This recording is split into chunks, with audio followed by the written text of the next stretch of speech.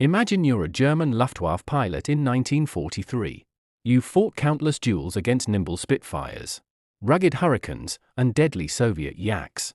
You've measured your Messerschmitt or Focke-Wulf against the best Allied fighters, and you think you know what to expect. Then, one day, you look in your rearview mirror and see an enormous machine thundering after you. It looks bulky, almost too heavy to fly. And yet, impossibly, it's catching up. This was the P-47 Thunderbolt, the heaviest single-engine fighter of World War II. And when German pilots first encountered it, they were stunned. Tonight, let's sink into the story of why the weight of the P-47 shocked its enemies, and why this flying brute became one of the most feared American warbirds of the skies. The Republic P-47 Thunderbolt didn't look like the sleek fighters German pilots were used to battling. At first glance, it seemed clumsy, even bloated. It weighed over 8 tons fully loaded, nearly twice as heavy as a Messerschmitt Bf-109. Its massive Pratt & Whitney R2800 double wasp engine gave it a distinctive round nose, making it look more like a flying barrel than a bird of prey. But appearances were deceiving. German pilots were used to fighters being lightweight machines, fast, agile, and designed around maneuverability. The Luftwaffe's own Bf-109 and the formidable Fw-190 both weighed significantly less than the Thunderbolt. To them, weight was the enemy of performance. Heavy aircraft usually meant sluggish handling, slower climbs, and vulnerability in a dogfight. So when they first faced the P-47, many assumed it would be easy prey. But that assumption was deadly wrong. The secret of the Thunderbolt's weight wasn't a flaw. It was its strength. Its designers built the P-47 around durability and firepower, not elegance. Its thick armor plates and self-sealing fuel tanks made it incredibly hard to bring down. German pilots often reported firing burst after burst into a Thunderbolt, only to see it keep flying as if nothing had happened. Some even nicknamed it the flying tank. Its massive bulk allowed it to carry 8 .50 caliber machine guns, 4 in each wing, capable of tearing apart enemy fighters and shredding ground targets. And unlike lighter aircraft, the Thunderbolt could also haul bombs and rockets, making it a deadly multi-role fighter bomber. But the real surprise came from its engine. The P-47's double wasp was one of the most powerful piston engines ever put into a fighter, coupled with a turbo supercharger. It gave the Thunderbolt astonishing performance at high altitudes, where German bombers and fighters often operated. Many Luftwaffe pilots were stunned to see this hulking giant dive like a falcon and then roar past them at speeds exceeding 430 miles per hour. This speed in a dive became legendary. Because of its weight, once the Thunderbolt pointed its nose downward, gravity worked in its favor. German pilots in Bf-109s and Fw-190s often discovered that trying to follow a P-47 into a steep dive was a fatal mistake. The lighter German fighters couldn't keep up without tearing their wings apart. The Thunderbolt's rugged frame let it survive punishing dive speeds that would rip other aircraft to pieces. German ace Adolf Gulland, a top Luftwaffe commander, even admitted his surprise at how American fighters like the P-47 could outdive German machines. Pilots who thought they had cornered a Thunderbolt often found it simply vanish downward in a controlled plunge, only to reappear later, guns blazing. Another shock came from its endurance. Thanks to its weight and powerful engine system, the Thunderbolt could carry enough fuel for long-range missions, especially once fitted with external drop tanks.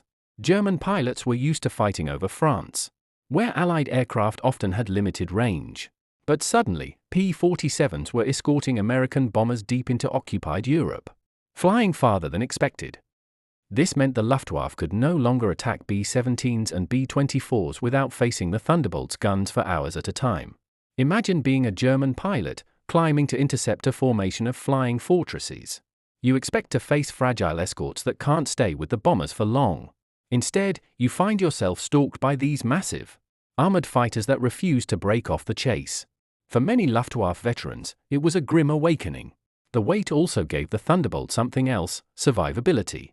Stories spread among German squadrons about Thunderbolts returning home with holes in their wings, shredded tails, or even cylinders blown out of their engines.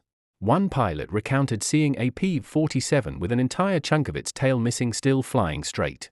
These were the kind of damage levels that would have instantly downed a Bf-109.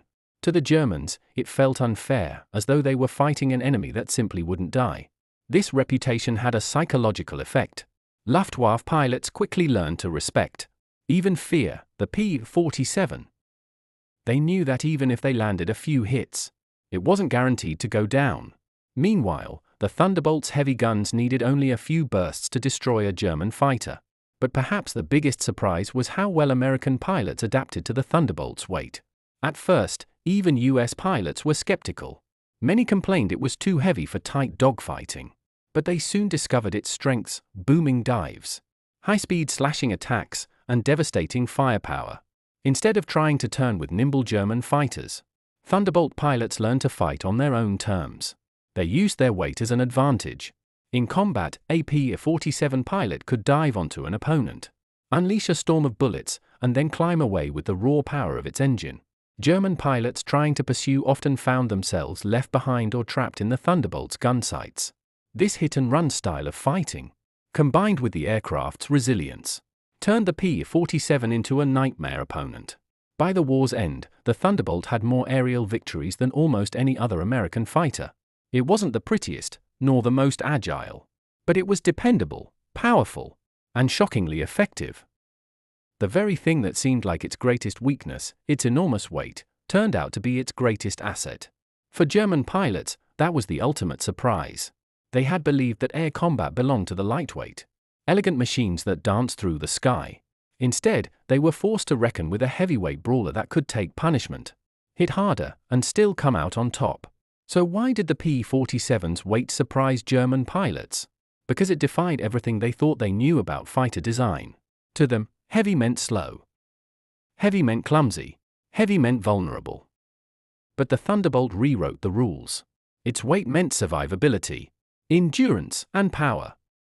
It was proof that sometimes brute strength wins the fight. Next time you see a photo of that hulking, round-nosed fighter, remember the look on those German pilots' faces when they realized the truth: this beast wasn't too heavy to fly, it was too heavy to stop. That's the story of the P-47 Thunderbolt, the warbird whose weight turned the skies of Europe into its hunting ground.